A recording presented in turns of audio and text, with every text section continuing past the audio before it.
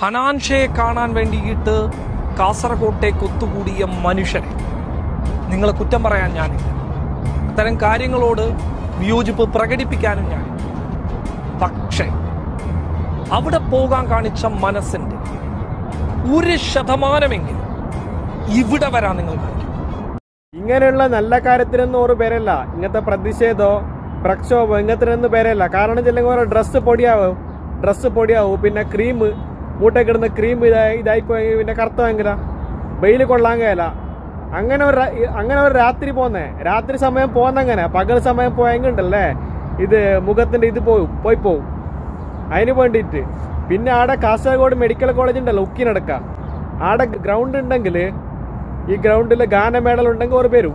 പിന്നെ shopping mall തിർഗണോ ഒട്രാസ് തിർഗണം, അങ്ങോട്ടും ഇങ്ങോട്ടും തിർഗണോ. രാത്രി ഫംഗ്ഷൻ വെച്ചെങ്കിൽ ഓർ വന്നിട്ട് പോകും. പിന്നെ ഡ്രസ്സ് പൊടിയായിട്ടുള്ള ഒരു പരിപാടിക്കും ഇല്ല ഓർ.